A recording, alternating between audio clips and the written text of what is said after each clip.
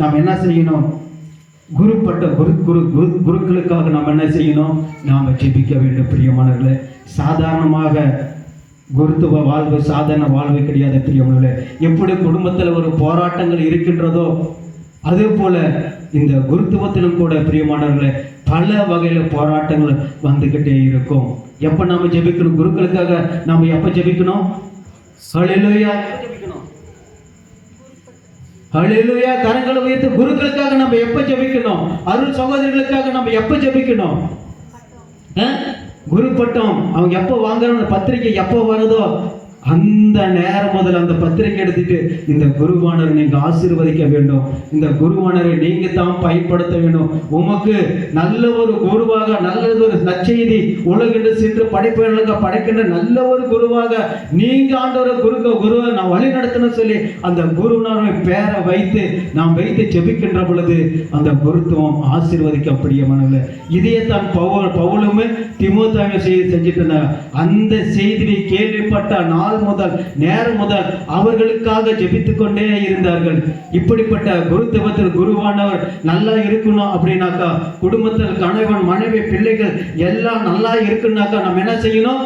அந்த செய்தி நம்ம எப்ப கேள்விப்படுறோமோ அந்த நேரம் முதல் அந்த நாள் முதல் அவர்களுக்காக நாம் ஜெபிக்கின்ற பொழுது அந்த குடும்பம் ஆசீர்வாதமாக மாறும். அந்த குடும்பம் நல்லா கட்டப்படும். அந்த குருத்துவம் நல்லா இருக்கும். பிரியமானவர்களே, இன்னைக்கு நாம் அப்படிப்பட்ட ஜெபம் நம்மளுடைய வாழ்க்கையில நாம ஏறெடுக்கிறோமா?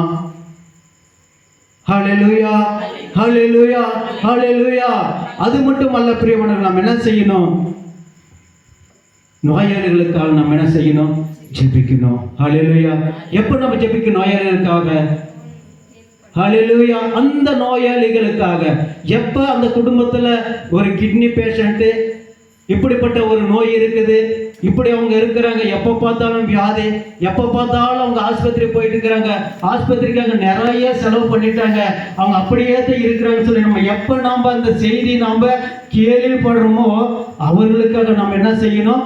அந்த வியாஜத்திற்காக பேரை சொல்லி சொல்லி சொல்லி நாம் என்ன செய்யணும்? நாம் ஜெபிக்கணும். பிரியமானவர்களே, இதுதான் கடவுளை விரும்புகிறார். பிரியமானவர்களே, ஹல்லேலூயா. இப்படி நம்ம ஜெபிக்கின்ற பொழுது அந்த குடும்பத்தை சாத்தான் தீண்டவே மாட்டான். ஆனால் நம்ம ஆண்டவர் இயேசு கிறிஸ்து எதுக்கு வந்தார்? வாழ்வை கொடுப்பதற்காகவே வந்தான். பிரியமானவர்களே, உங்களுக்கு நிறையா ஒரு வாட்ஸ்அப்லாம் பார்த்துட்டு நினைக்கிறேன். ஒரு ரீசெண்டாக ஒரு செய்தி கிடைச்சது. என்ன அப்படின்னாக்கா, ஒருத்தர் நல்ல ஒரு மனிதர், நல்லா ஜபத்தில் இருக்கிறவர். அவர் என்ன செஞ்சார்? அதிகமாக இந்த ஸ்டேடியத்தில் ஜாகிங் போயிட்டு இருந்தாராம். ஹல்லேலூயா. ஸ்டேடியத்தில் ஜாகிங் போயிட்டு இருந்தார். வழக்கம் போல் அவர் ஸ்டேடியத்தில் ஜாக் பண்ணிட்டு இருப்பாராம். ஆனால் ஒரு நாள் அவர் என்ன செஞ்சாராம்? ரோட்டில் ஜாகிங் போயிட்டு இருந்தாராம். அப்போ ரோட்டில் ஜாகிங் போயிட்டு இருக்கும்போது அங்கே ஃபாஸ்ட்டாக ஒரு ஆம்புலன்ஸு சத்தம் கேட்டு அப்படியே ஃபாஸ்ட்டாக போயிட்டு இருந்துச்சான். அப்போ இவர் ஜாகிங் பண்ணிட்டு அப்படியே போயிட்டு இருக்கும்போது அந்த ஆம்புலன்ஸை பார்த்துட்டு அப்போ அவர் ஜெயிச்சாராம். ஆண்டவர் இயேசு கிறிஸ்துவே, இதை யாருன்னு தெரியல, என்ன விபத்துன்னு தெரியல, என்ன ஆபத்துன்னு தெரியல, நீங்க கொடுத்த இந்த உயிர் போராடிட்டு இருக்கிறது யார் என்னன்னு தெரியுது. ஆண்டவர் இயேசு கிறிஸ்துவே, நீரோ வாழ்வு கொடுப்பதற்காக இந்த உலகத்தில் வந்திருக்கிறீங்க. ஏன் நான் இது யாருன்னு தெரியாது. இவங்களை நீங்க என்ன செய்யணும்? நீங்க தான் இந்த உயிரை காப்பாற்றணும். நீங்க சொன்னீங்கள மருத்துவர்களுக்கெல்லாம் மருத்துவர்னு சொல்லிக்கிறேன் ஆண்டவர், இந்த உயிரை நீங்க தான் காப்பாற்றணும் சொல்லி அப்படியே சொல்லிக்கிட்டு அருள் இருந்த மந்திரம் அப்படியே 10 மந்திரம் சொல்லிட்டு அப்படியே போயிட்டு இருந்தாராம். போயிட்டு ஒரு 10 நாள் ஆன பிறகு அது அப்படியே தொடர்ந்து அவர் ஜாகிங் போயிட்டு இருந்தாராம்.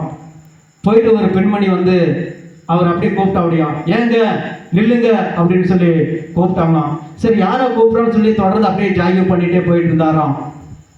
இன்னொரு மாதிரி, ஏங்க நில்லுங்க, உங்களை தான் ஓடாதி கொண்டா நில்லுங்க அப்படின்னு சொன்னாங்களாம். அப்படியே அவர் திரும்பி பார்த்தாராம். திரும்பி பார்த்தோன்னே ஒரு பெண்மணி நின்றுட்டு இருந்தாங்களாம். நின்ன உடனே, ரொம்ப நன்றிங்க, என் உயிரை காப்பாதனுக்கு ரொம்ப ரொம்ப நன்றி அப்படின்னு அந்த பெண்மணி சொன்னாங்களாம். அதுக்கு அவர் சொன்னாராம், நீங்க யாருன்னா எனக்கு தெரியலையே, நீங்க யாரு என்னன்னு உங்களை பார்த்ததே இல்லையே, நீங்க யாரு, எதுக்காக எனக்கு நான் நன்றி சொல்றீங்க என்ன அப்படின்னு கேட்கும்போது அப்ப அந்த அம்மா சொன்னாங்களாம், போன ஒரு 10 நாளுக்கு முன்னாடி இதே மாதிரி நீங்க ஜாகிங் போயிட்டு இருந்தீங்க, அப்போ ஒரு ஆம்புலன்ஸ் போயிட்டு இருந்துச்சு, அந்த ஆம்புலன்ஸ் போயிட்டு இருக்கும்போது அந்த ஆம்புலன்ஸ் பக்கம் நீ கை நீட்டி, ஆண்டவராய் இயேசு கிறிஸ்துவே இதோ நீ உயிரை கொடுத்திருக்கிறீங்க ஆண்டவரே, இதை வாழ்வு கொடுப்பதற்காக நீங்க வந்திருக்கிறீங்க, இந்த உயிரை நீங்க காப்பாற்ற யாருன்னு எனக்கு தெரியாதுன்னு சொல்லி நீங்க ஜெபம் பண்ணீங்க, அருள் இருந்த மறுபடியும் 10 வந்து நீங்க சொன்னீங்க, நீங்க அந்த சொன்னதை பார்த்து ஆண்டவர் அந்த ஜெபத்தை கேட்டு அங்க எனக்கு உயிர் கொடுத்தாரு. நான் கண்ணு முழிச்சு பார்த்த உடனே ஆண்டவரை இயேசு கிறிஸ்துவ மூஞ்சி பார்த்தேன், அவர் மூஞ்சி காட்டினாரு. ஹல்லேலூயா. அப்போ மூஞ்சி காட்டிட்டு எனக்கு நான் ஆண்டவரே எனக்கு உயிர் கொடுத்திருக்கிறீங்க, உயிர் பிச்சை கொடுத்திருக்கிறீங்க, உமக்கு நன்றி ஆண்டவரே, நன்றி ஆண்டவரே அப்படி நான் ஆண்டவருக்கு நன்றி சொன்னேன். அப்ப ஆண்டவர் பேசினாரு, என்ன சொன்னார் அப்படின்னாக்கா, எனக்கு நன்றி இல்லம்மா, எனக்கு நன்றியெல்லாம் வேண்டாம், ஆனா நன்றி சொல்றீங்க ஒருத்தர் இருக்கிறாரு, அவங்களுக்கு நீ போய் நன்றி சொல்லு அப்படின்னு ஆண்டவர் சொல்றாராம். யாருக்கு போய் நான் நன்றி சொல்லணும் அப்படின்னு அந்த அம்மா கேட்டாங்களாம். அதுக்கு ஆண்டவர் சொன்னாராம், இந்த நபர் இவருக்கு போய் நீ நன்றி சொல்லு அப்படின்னு ஆண்டவர் சொன்னாராம். ஏன் ஆண்டவரை, நீங்க தானே எனக்கு உயிர் கொடுத்துற, நான் ஏன் அவருக்கு போய் நன்றி சொல்லணும் அப்படின்னு அந்த அம்மா கேட்டாங்களாம். இவங்களுக்கு முக்கியமா நீ நன்றி சொல்லணும். ஏன் அப்படின்னாக்கா, நீ உயிருக்கு போராடிட்டு இருக்கும்போது இந்த நபரு உனக்காக பரிதாபத்தோடு துக்கத்தோடு இந்த உயிரை காப்பாற்றணும், இந்த உயிர் நிறைவாழ்வு பெறணும் அப்படின்னு சொல்லி ஜெபம் பண்ணாங்க, மாதாவிடத்துல கேட்டாங்க, மன்றாடினாங்க, அந்த ஜெபம் தான் கேட்கப்பட்டது, அதை நிமித்தம் நான் உயிர் கொடுத்தேன்னு சொல்லி ஆண்டவர் சொன்னாராம். பிரியமானவர்களே, அந்த நேரம் முதல் ஜெபிப்பது நாம் மறக்கக்கூடாது. இது போல இப்படிப்பட்ட காரியங்களை நாம் செய்கின்ற பொழுதுதான் குடும்பத்தில் எந்த ஒரு சாத்தானும் தீண்ட மாட்டான். சாத்தா எதற்காக வரான்? திருடுவதற்கும் அழிப்பதற்கும் கொல்லுவதற்கும் வருவனை தவிர வேற எதற்கும் அவன் வருவதில்லை. ஆனால் ஆண்டவராகிய இயேசு கிறிஸ்துவோ வாழ்வு பெறும் பொருட்டு, அதுவும் சாதாரண வாழ்வு பெரும் பொருட்டு அல்ல, நிறை வாழ்வு பெரும் பொருட்டே ஆண்டவராகிய இயேசு கிறிஸ்து இந்த உலகத்திற்கு வந்தார். பிரியவர்களே, அதனால் மத்தேயு நற்செய்தி 7வது அதிகாரம் 7வது வசனம் சொல்லப்பட்டது, ஜெபத்தின் மூலமாக என்ன செய்யுங்க, இப்படிப்பட்டதை நீங்கள் கேளுங்கள் உங்களுக்கு கொடுக்கப்படும்.